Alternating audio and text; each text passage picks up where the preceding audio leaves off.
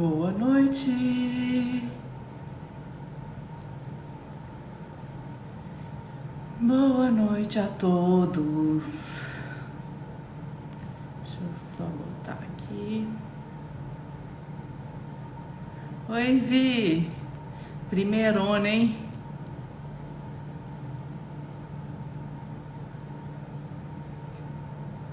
Gente, boa noite. Eu só tô arrumando o título da live aqui e já vou começar. Tudo bem com vocês?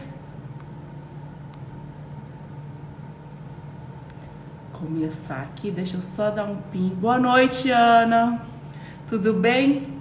Carlinhos já chegou, já vou convidá-lo aqui, tá? É bom que a gente já conversa todo mundo junto. Tudo bem, Ana? Oi, Amanda. Tudo bem?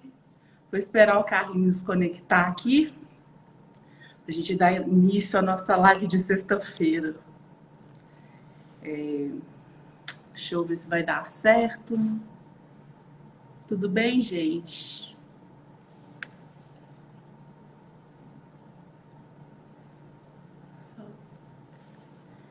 Carlinhos, mandei para você. Vê se você consegue aceitar o convite.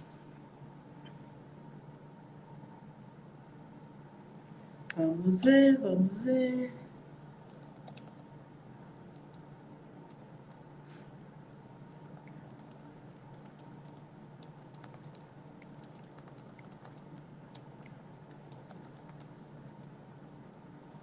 Deixa eu ver aqui, gente. Eu acho que tá dando.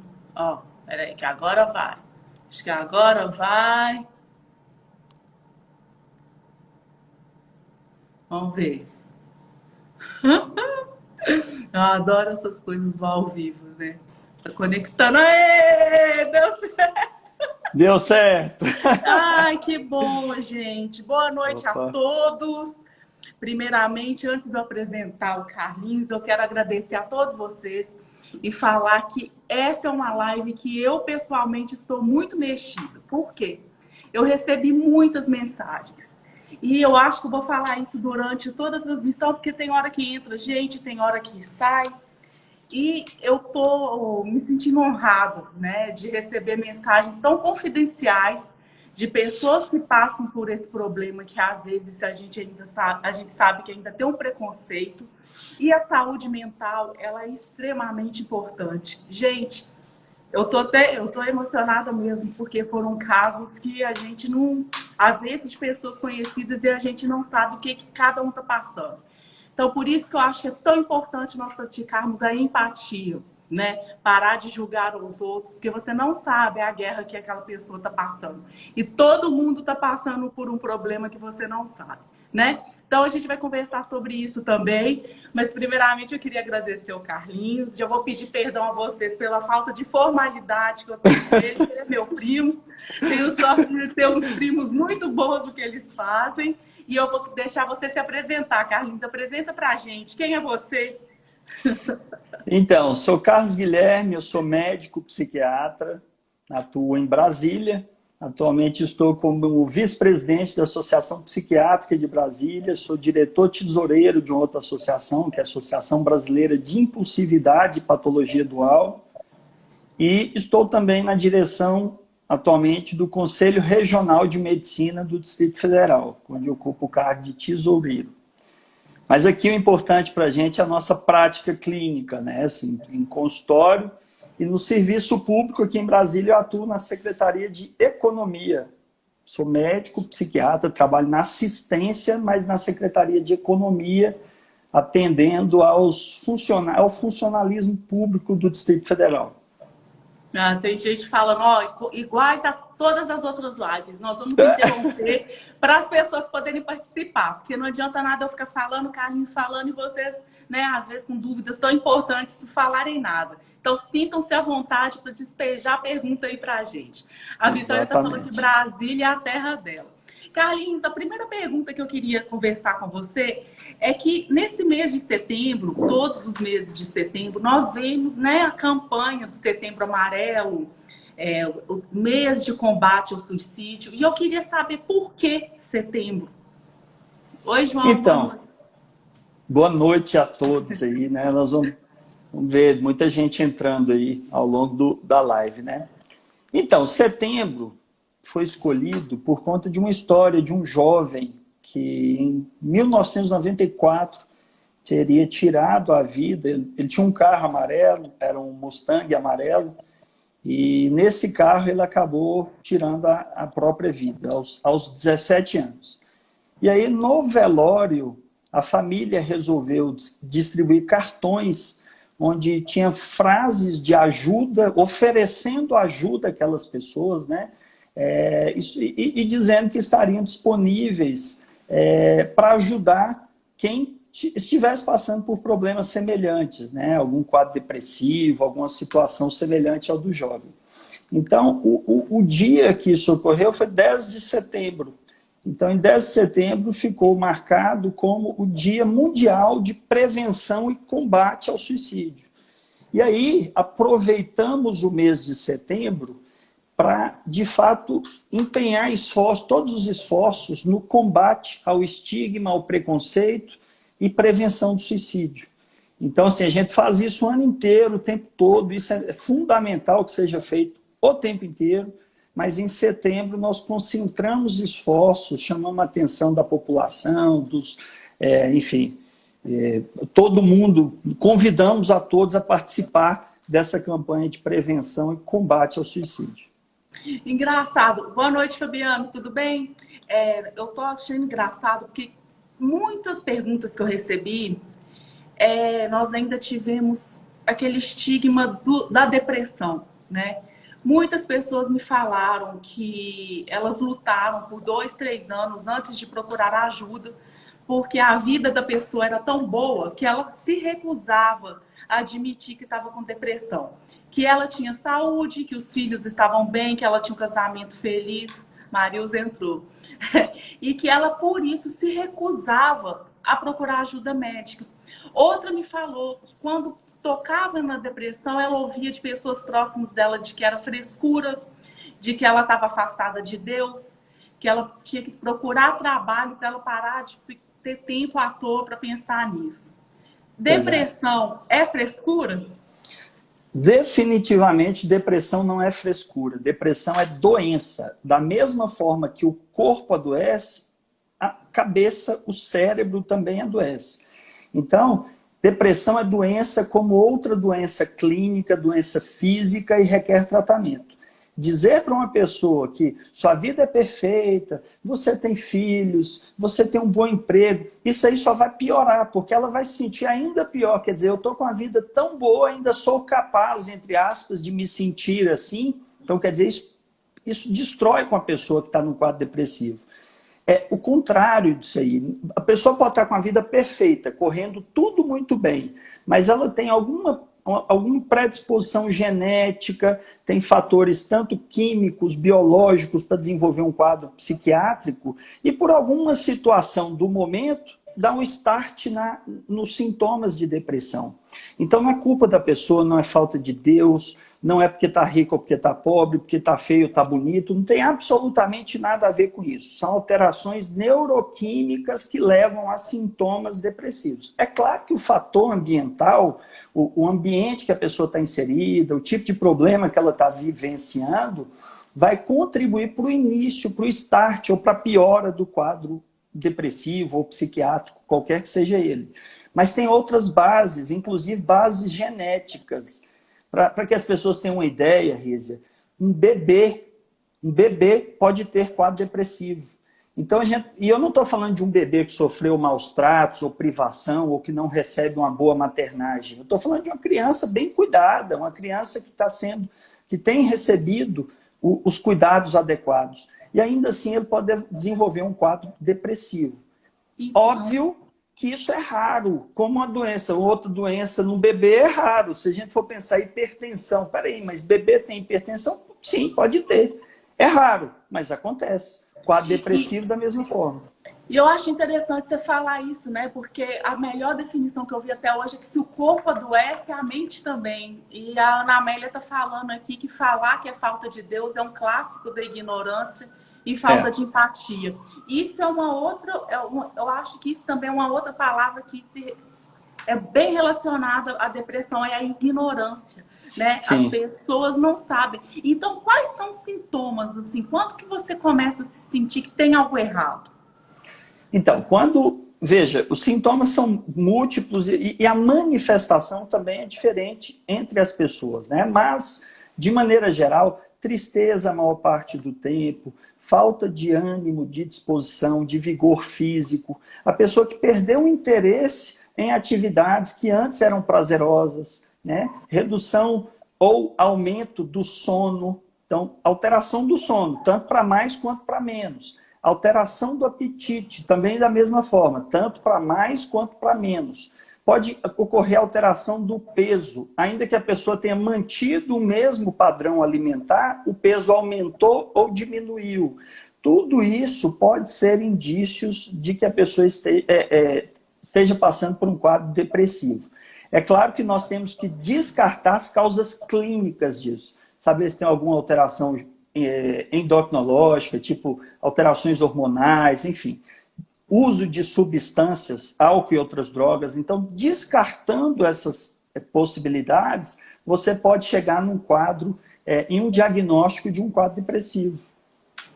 Agora é engraçado porque eu recebi várias mensagens também falando que eu tive um amigo, eu tive um irmão que cometeu suicídio, ele estava depressivo, mas ele era uma pessoa tão alegre.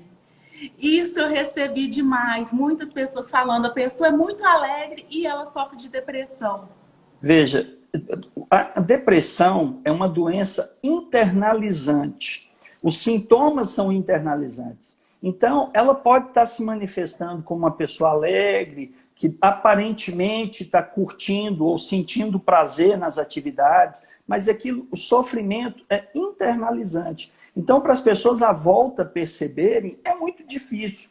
E isso também contribui para afetar o quadro depressivo. Porque imagina, você pode estar mal e pensa assim, poxa, mas eu estou super mal e essa pessoa não percebe, tipo, minha família não percebe que eu estou tão mal, né? Eu estou tão mal, meus amigos não conseguem perceber o quanto que eu estou sofrendo, mas é porque a depressão, os sintomas, as características dos sintomas são sintomas internalizantes.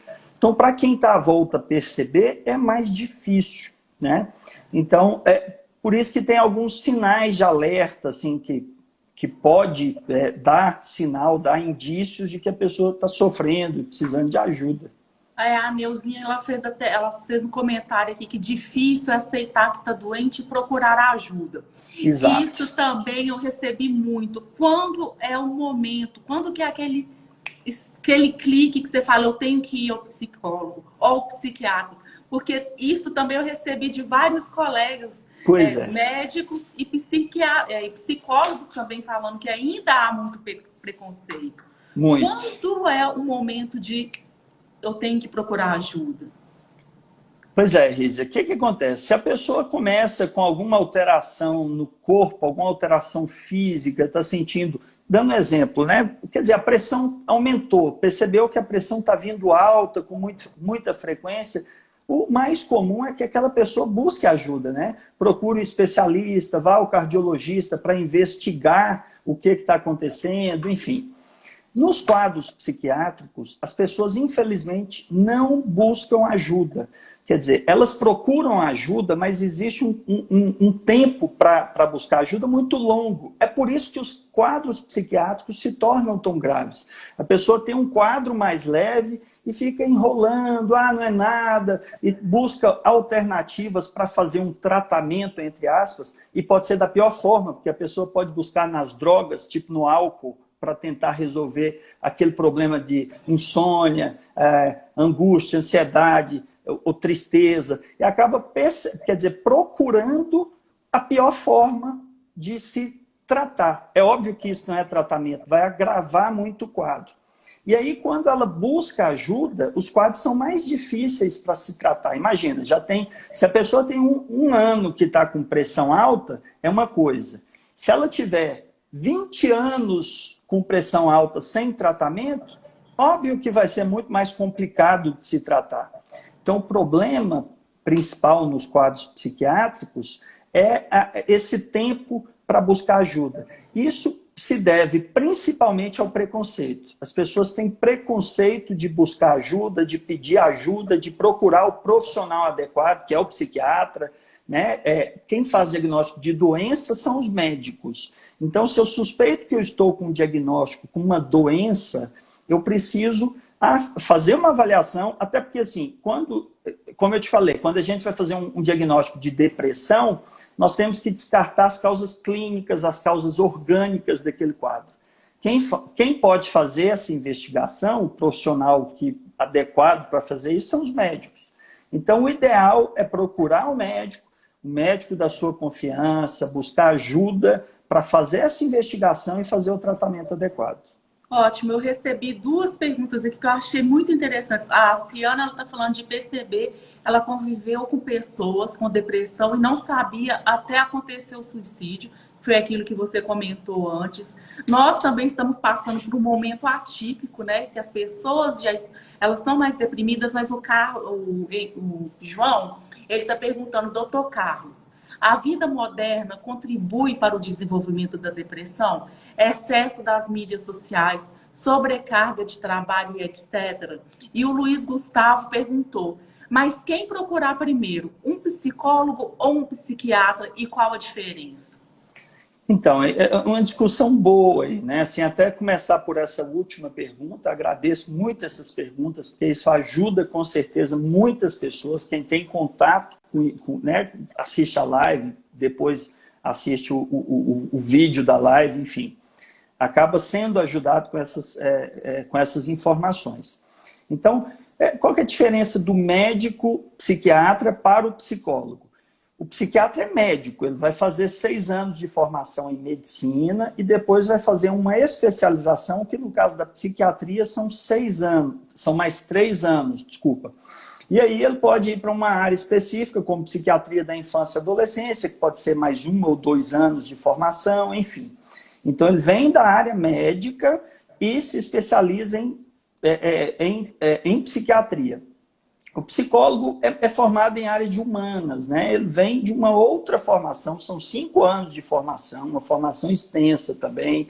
Existem as especializações da psicologia, que também tem área de atuação, e normalmente são profissionais que trabalham muito em conjunto, o tempo inteiro você trabalha com psicólogos, com outros profissionais.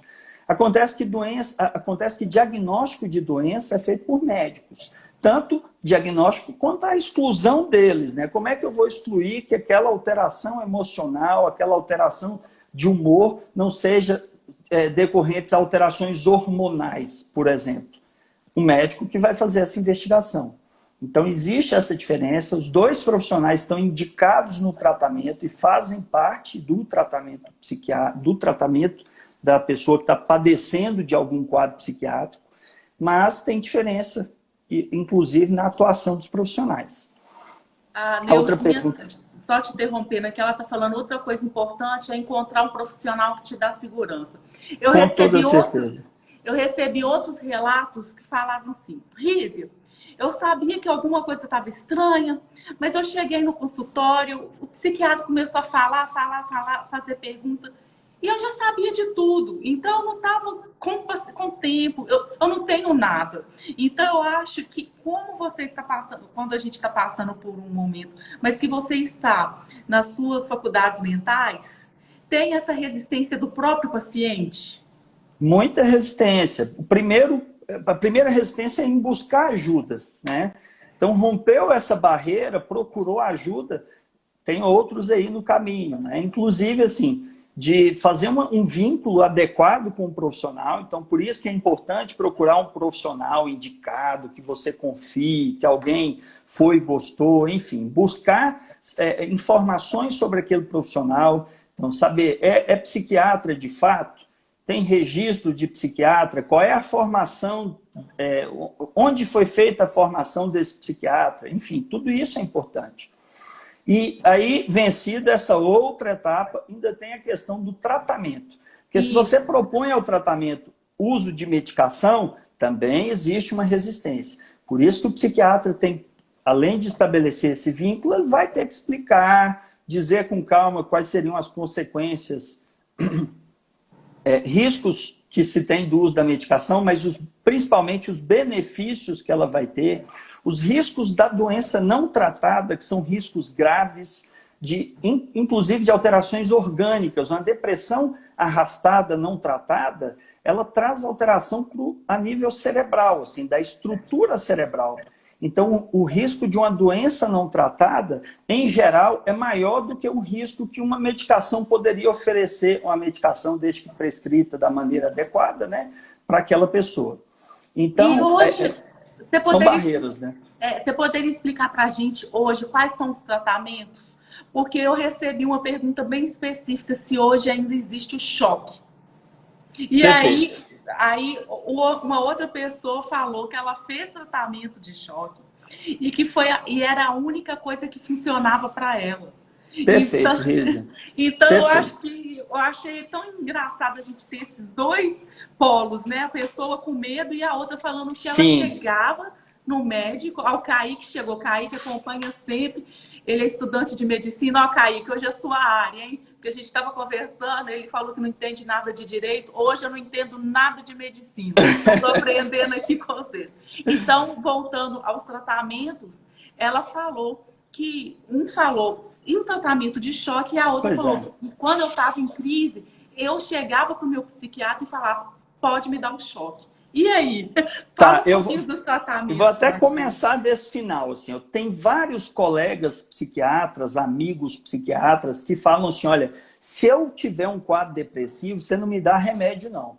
Você me faz eletroconvulsoterapia, que é o tal eletrochoque conhecido aí dos filmes e novelas. O que acontece, Rízia? A forma como as pessoas representam a eletroconvulsoterapia, que chamam popularmente, né, de choque, eletrochoque, nos filmes, em séries, novelas, é terrível, é altamente estigmatizante. É sempre usado como tortura. Ninguém vai lá no filme e fala, está com um quadro depressivo, vamos fazer o choque para melhorar. Não é isso. Fala assim, foi uma pessoa maldosa a vida inteira, vai pegar aquela pessoa e fazer eletrochoque na pessoa para punir aquela pessoa. Ou então para tratar uma pessoa que é mau caráter. É assim que eles retratam, né, em filmes, novelas e na televisão como um todo. E não tem nada disso. Nós temos tratamentos que avançaram muito ao longo dos últimos anos. Não existe dentro da medicina nenhuma área que avançou tanto quanto a psiquiatria. Se a gente for considerar há 60, 70 anos, nós não tínhamos tratamentos disponíveis, nenhum tipo de tratamento medicamentoso. Os tratamentos que nós usamos hoje não existiam naquela época, né? Então, as medicações, principalmente, avançaram muito. Estimulação magnética transcraniana, que é uma outra modalidade de tratamento, é feito com a pessoa acordada, não sente absolutamente nada. Gestante faz esse tipo de tratamento e pode ser útil em vários casos, inclusive quadros depressivos. E, especificamente, do tal choque, eletrochoque, esse é um tratamento extremamente eficaz. Como essa pessoa te relatou. É impressionante. Você tem pessoas que relatam assim, olha, é igual tirar com a mão, sabe? Porque no linguajar popular é assim que é dito, sabe? Porque como que o choque funciona? Pois é. A pessoa vai estar sedada, pode ser usado anestesia, enfim, existe uma sedação para a pessoa. Tem gente que alguns centros usam relaxamento muscular, então ela vai estar com a musculatura relaxada, então aliás, ao contrário, ela está dormindo, ela não está vendo absolutamente nada. São colocados eletrodos em lugares específicos do cérebro e o choque, aquele choque que passa entre os eletrodos, induz uma crise convulsiva. Uma crise convulsiva. Essa crise convulsiva é terapêutica. Só que o choque que é dado não é choque de parede, igual mostram em novela e filme. Não tem nada a ver, não é... Absolutamente não tem nada a ver com aquilo. É uma outra... Existe uma diferença, o aparelho emite uma onda elétrica que é diferente. Se a pessoa encostar numa outra região da pele, aquilo vai causar só uma sensação aquela sensação, aquele leve choque que a gente conhecia, sei lá, de geladeira de antigamente, enfim. Seria esse tipo de sensação. Ali, nessas regiões, não vai induzir absolutamente nada. Mas em regiões específicas do cérebro, induz crise convulsiva, e essa crise convulsiva é terapêutica. Nesses lugares que fazem relaxamento de musculatura, você nem vê a pessoa convulsionando. Você acompanha no monitor. E através dessa crise convulsiva, você está acompanhando mais pelo monitor do que pelo corpo mesmo, aqueles abalos que tem na crise convulsiva, isso leva a uma melhora de diversos quadros psiquiátricos, incluindo o quadro depressivo, e com muita eficácia. Isso que eu ia perguntar, se era só no quadro depressivo ou se... Não.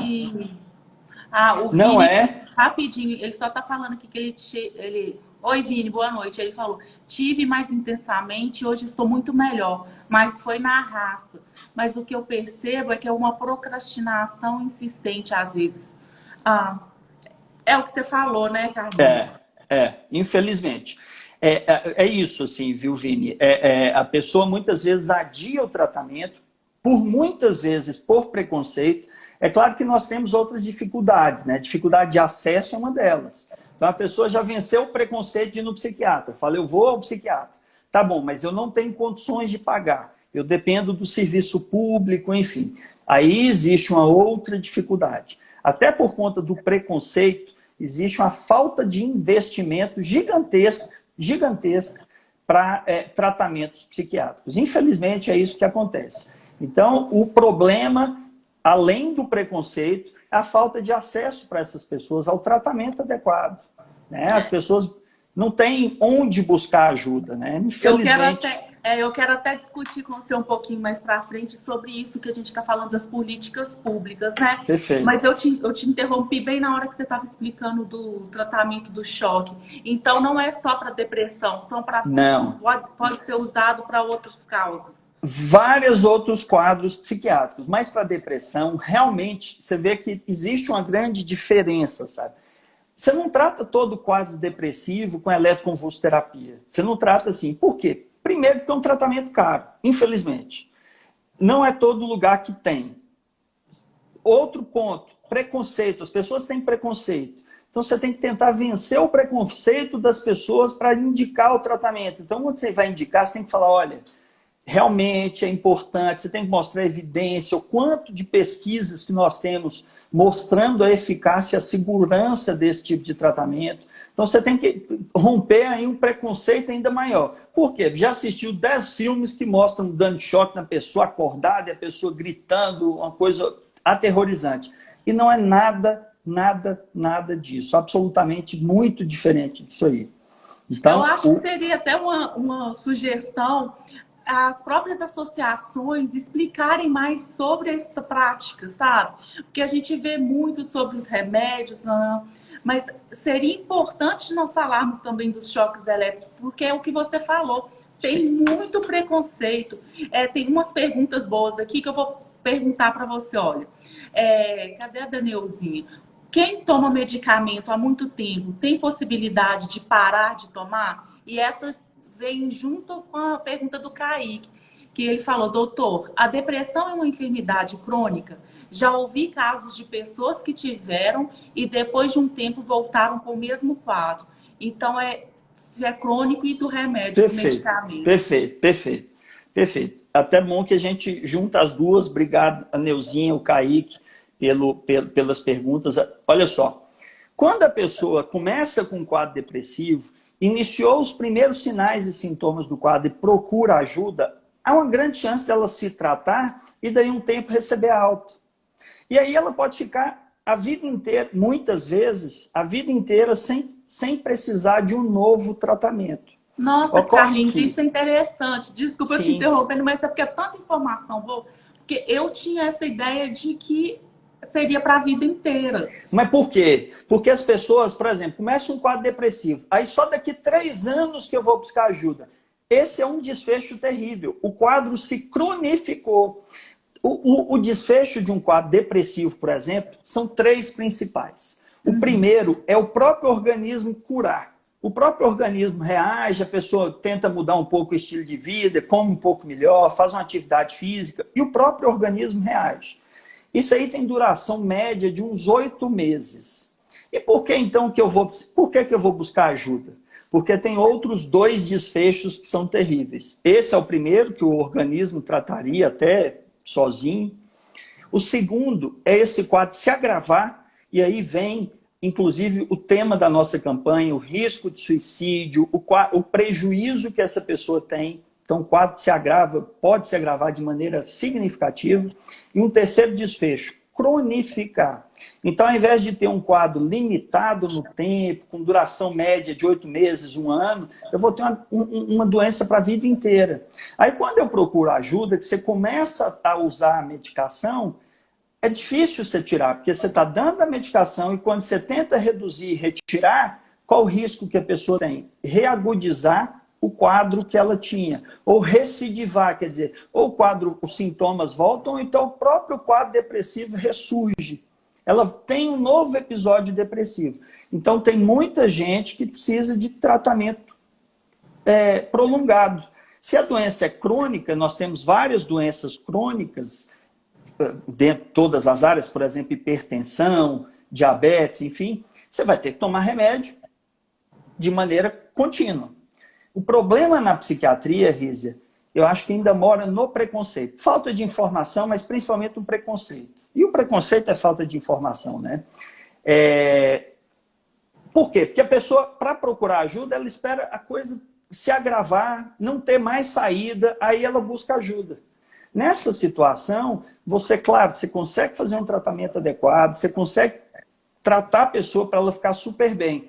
Mas e aí? Se já tem 3, 4 anos de doença, de evolução, a pessoa está passando anos assim, provavelmente ela vai precisar de tratamento de maneira crônica, vai ter que precisar usar medicamento por muito tempo. Não sei se pela vida toda, mas por muito tempo, certamente ela vai ter que usar. Engraçado. O João perguntou também, a depressão tem causa genética, né? Que você falou no início. Tem causa genética. Na minha família, quase todos usam alguma medicação para tratar a depressão. Então, e o que é o mais importante? Não é, por exemplo, a pessoa abrir um quadro de depressão. Quando você procura a história familiar, isso faz parte da nossa anamnese, o psiquiatra faz isso e até age de certa forma psicoterapia nessa primeira consulta, sabe? No primeiro atendimento, que é a anamnese. Nesse momento, você pergunta e tenta detalhar ao máximo a história familiar. E não precisa ser história familiar de depressão diretamente. Você pode ter história familiar de outros quadros psiquiátricos, como ansiedade, transtorno de humor bipolar, esquizofrenia, dependência química. Então tem base genética compartilhada, não precisa ser da mesma doença. Não precisa buscar simplesmente quadro depressivo na família. Você pode ter outros quadros psiquiátricos presentes e aquela pessoa está em maior risco de desenvolver quadro depressivo ou quadro psiquiátrico de outra ordem. Não, o Israel está falando tema de muita relevância. Parabéns pela temática, Riz e Carlos. Gente, obrigado vocês que estão participando. E para quem está entrando agora, nós já falamos sobre a depressão, que pode ser causada por fatores genéticos, dos tratamentos. A live vai ficar salva. Então, se você entrou e perdeu, entra lá depois e assista. Ô, Carlinhos, teve uma outra pergunta que eu recebi muito. Que a pessoa vê um ente querido, um filho, um irmão, um marido, passando por uma depressão, a pessoa vê que a outra não está, né, com o comportamento normal, quer ajudar e não sabe como. Como que a pessoa pode ajudar se você vê que você está com um ente querido assim? É até uma pergunta difícil, né? Porque você tem que, de certa forma, avaliar quem é aquela pessoa, assim, qual é o grau de intimidade, como é que essa pessoa aceita essa aproximação. Então, acaba sendo uma pergunta difícil. Mas não é falar assim, você precisa buscar ajuda. É você tomar a iniciativa, porque muitas vezes a pessoa não tem iniciativa disso. Então, falar, olha, fulano, eu marquei para você uma consulta, então, vamos marcar uma consulta? Vem cá, vamos procurar ajuda aqui, eu recebi indicação de um médico, vamos marcar com ele, tipo assim, tentar você ter a iniciativa, e não é assim, promete para mim que você vai buscar ajuda. Não é isso, porque a pessoa muitas vezes ela tem um prejuízo, inclusive, dessa iniciativa, da vontade, da disposição em procurar ajuda. Então tenta você tomar a iniciativa e puxar a pessoa para o tratamento. Olha, vamos lá, vamos fazer o tratamento, eu vou marcar para você, vamos tentar marcar algum profissional aqui interessante. Fulano me indicou tal profissional. Então assim, você toma iniciativa e marca para aquela pessoa. Pode começar por um clínico, pelo psicólogo, muitas vezes é um caminho, porque tem pessoas que até aceitam marcar com psicólogo e não aceitam marcar com psiquiatra. Preconceito. Então, tenta por esse caminho, tenta buscar ajuda, mas, claro, tem que buscar ajuda de profissional que seja, de fato, recomendado, porque senão você vai em profissionais que têm preconceito, por exemplo, e vão piorar ainda mais a situação. Eu recebi um relato de uma pessoa que falou com a outra assim, aqui, você vai comigo, eu não estou me sentindo muito bem, você que vai me acompanhar. Aí que quando a pessoa chegou no consultório, ela começou a conversar com o psiquiatra, eu acho que ela já tinha combinado, eu não entendi muito bem, com o médico, e na hora que chegou, a pessoa estava fazendo a consulta meio de banda, junto, paralelo. Entendi. Então, a pessoa que falou, eu tô indo lá, aí a outra começou. Então, às vezes, pode ser um caminho, né?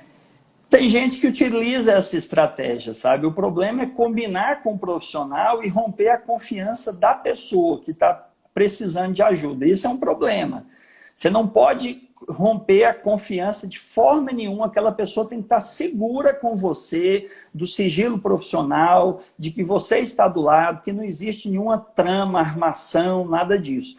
Agora, no meio de uma consulta, sei lá, foram as irmãs buscar ajuda. Aquela irmã está falando sobre isso, mas está mostrando que a outra também tem. Falou, olha, você está precisando mais de ajuda do que a sua irmã. O próprio profissional começa a induzir isso daí e fala, não, vamos marcar para você então, vamos fazer seu tratamento.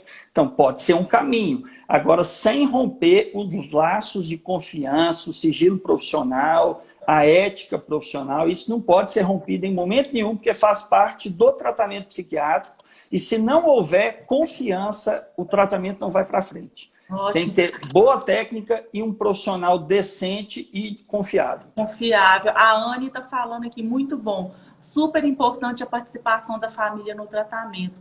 E a Júnia, ela está perguntando, doutor Carlos, a pessoa que cuida de idosos com Alzheimer costuma cair em depressão? O que fazer? Isso também eu recebi muito e eu passei por isso, né? Minha mãe ficou doente, nós descobrimos, ficou com fibrose pulmonar por 3 anos e no último ano foi muito pesado. Então, a pessoa que cuida também tem essa tendência? Tem, assim, você ter um familiar doente com doença crônica é um fator maior de estresse e é um fator de risco para alguns quadros psiquiátricos, tá? Por outro lado, você cuidar de uma pessoa é um fator até de proteção, por exemplo, contra o suicídio, porque existe a responsabilidade, sabe? O senso de responsabilidade. Sabe que o outro precisa de mim. Então, aquilo ali, de fato, é um fator de proteção, inclusive, contra autoextermínio. Mas o cuidador normalmente adoece, né? Alguém que tem que cuidar de idosos ou de pessoas com doenças graves, crônicas, incapacitantes. Isso é muito estressante. De fato, pode ser um fator... O estresse, como um todo, pode ser um desencadeador de quadros psiquiátricos, incluindo depressão. E nesse caso, o que a pessoa pode fazer? O cuidador? O cuidador tem que procurar ajuda. Ele tem que saber que ele está lá para ajudar. Existe aquela pessoa que é dependente. Olha, a Mônica falou aqui, até viu o comentário, né? Eu vivo também situação. Meu pai tem Alzheimer. Então, assim, sabe que o pai depende, sabe que tem uma pessoa dependente dela, só que ela precisa se cuidar. Ela tem que ter o tempo dela para se cuidar, para cuidar de saúde, ter uma alimentação saudável, fazer atividade física, buscar atividades prazerosas, tá? E se começar a apresentar sintomas, buscar ajuda. Não tem jeito, assim, você está ajudando, você continua sendo ali a base, continua sendo forte da família, só que você tem que buscar ajuda, você também precisa de ajuda. O cuidador, é muito comum que o cuidador necessite de ajuda. Esse é um problema que a gente tem entre os médicos, inclusive, porque os médicos estão expostos a um estresse muito grande. Durante a pandemia nem se fala, é uma coisa assim extremamente angustiante. Também para o profissional de saúde, isso é muito estressante e muitos não aceitam ajuda, principalmente se for homem. Homem médico é terrível, não busca ajuda, não aceita ajuda, muitas vezes não segue o que é orientado. Então, eu tenho muitos pacientes médicos e você tem que chamar muita atenção e dizer, olha só, aqui você não é médico, você é paciente, você é tratado como paciente. Você manda nas suas condutas lá fora. Aqui dentro a história é outra. É assim que a gente tem que tratar, porque senão não vai tratar e o risco é para ele que está correndo risco, é ele que corre o risco de agravar a doença, de cronificar a doença, enfim. Então, por isso que a gente tem que chamar a atenção e cuidar bem dessas pessoas, cuidar bem dos cuidadores. É interessante a gente ver essa vertente também, que a gente não pensa muito, né? Gente, 6h40, passa muito rápido, eu tenho tanto de perguntas. A Neuzinha está falando que muitas pessoas não fazem o tratamento com medicamentos porque eles são caros. Os antidepressivos, eles podem ser manipulados? Poder pode, sabe? Infelizmente, eu, por exemplo, na minha prática, eu evito mesmo eu evito muito prescrever medicamentos manipulados. Na psiquiatria, a gente percebe muita diferença, sabe, Rizzi? E Neuzinha, assim, a gente percebe muita diferença da eficácia, da efetividade do medicamento, incluindo trocando as marcas. Então, infelizmente, isso é uma realidade e nós temos, de fato, medicamentos muito caros que a maioria da população não consegue ter acesso. Tudo bem que no serviço público nós temos alguns antidepressivos, são antidepressivos antigos, que têm um perfil assim, de efeitos colaterais maiores, mais efeitos colaterais, mas que são muito eficazes, de fato tratam bem. Então no Brasil nós vivemos essa realidade, tem alguns ilhas de exceção, né? Tem algumas ilhas de excelência, que aí tem outras medicações, medicamentos mais modernos disponíveis.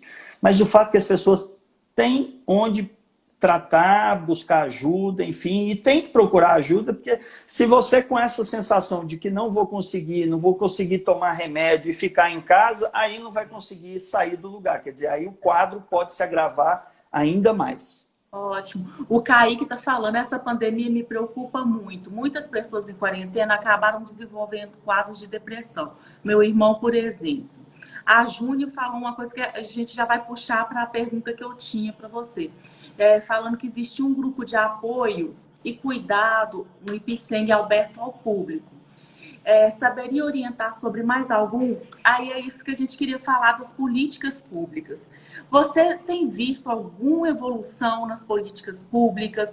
Eu vi que tem o 180 no caso da pessoa querer ajuda. Como que está a situação? Tá.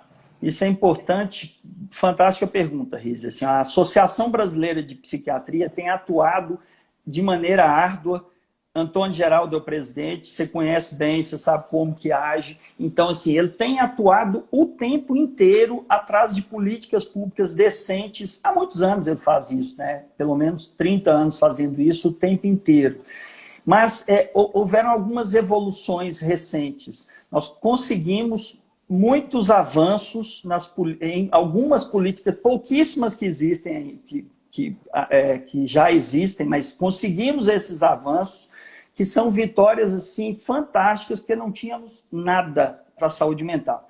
Existia ao longo dos últimos 30 anos, pelo menos, um completo apagão de saúde mental. Dentro de coordenação de saúde mental do Ministério da Saúde, as pessoas não acreditavam que doença psiquiátrica existe. Como assim?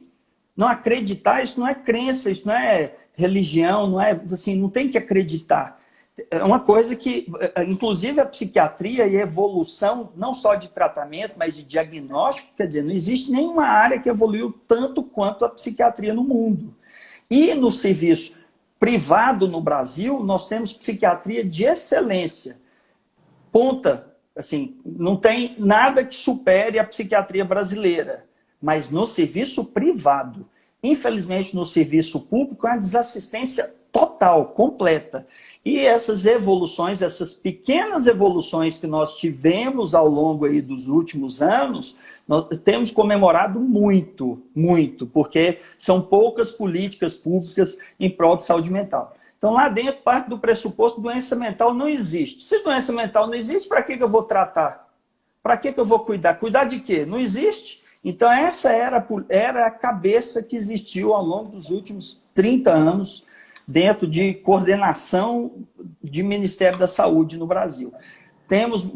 Isso tem mudado ao longo aí dos últimos anos, um trabalho incansável através da Associação Brasileira de Psiquiatria, Antônio Geraldo, que é o tempo inteiro atuante, as coisas têm mudado.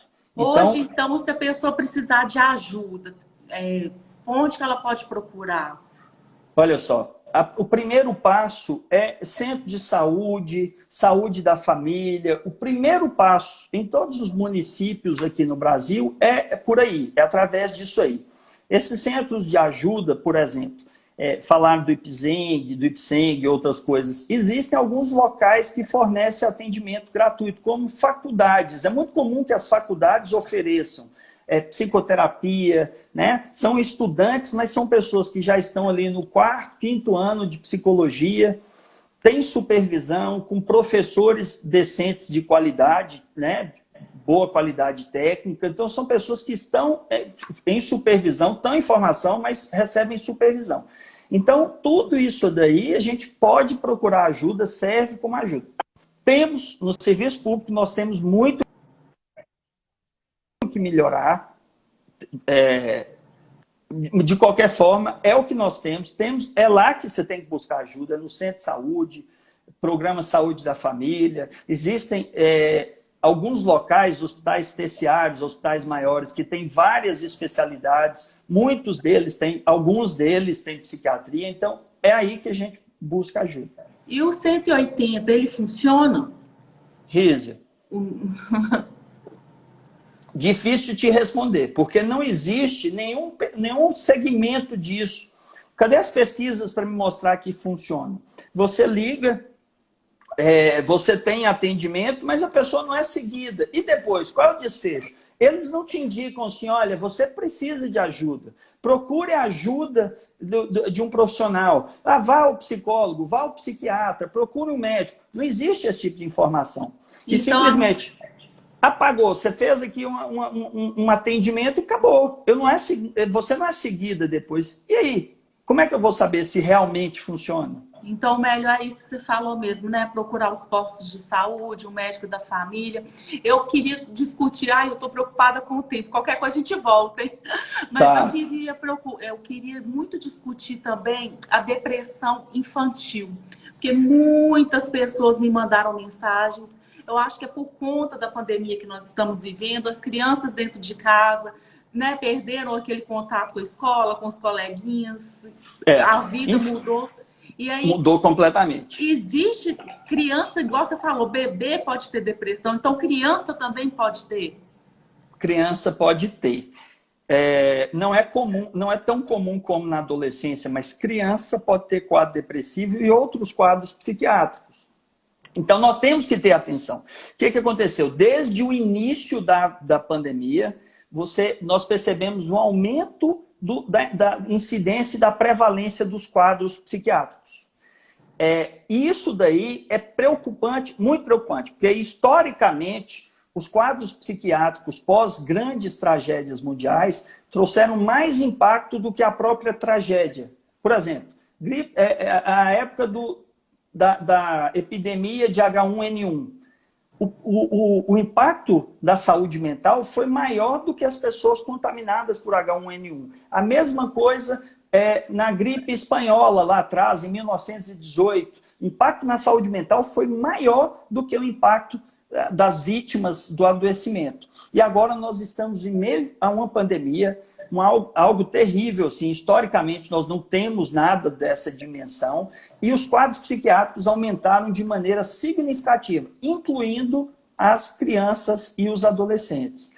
Exatamente por estar dentro de casa, por não ter o apoio social, o contato familiar que protege, a alteração da alimentação, as pessoas mudaram a alimentação. E outra coisa, os pais ficam tensos com receio de pegar a doença ou de algum familiar adoecer, e aquilo passa para a criança. As crianças mais novas, por exemplo, elas sentem muito, elas estão em sintonia com os pais. E se os pais estão preocupados em exagero, a criança começa também a ter essa preocupação. E quais são desculpa, Carlinhos, quais são os sinais da criança que ela está com depressão? A alteração de comportamento, mudou o comportamento, criança muito irritada, criança chorando a maior parte do tempo, algum tipo de regressão. A criança já tinha evoluído na fase, inclusive questões como controle de esfíncter, né? Não usa mais fralda e tal, e regrediu, agora está fazendo xixi e cocô na roupa, falando das criancinhas mais novas. Então, tudo isso pode indicar alteração do sono, muito sonolenta ou sem sono, alteração do apetite e uma outra coisa, sintomas físicos. Por exemplo, é comum a criança com ansiedade queixar de dor de cabeça, dor na cabeça e dor na barriga. E muitas vezes você investiga aquela dor e não tem absolutamente nada. Não tem nada físico, porque ela está sentindo a dor, ela não está inventando a dor, só que a dor é produzida pelo cérebro. Existem alterações neuroquímicas que levam a criança a sentir aquela dor, e ela de fato sente. Então essas alterações são sinais importantes de alerta para procurar ajuda.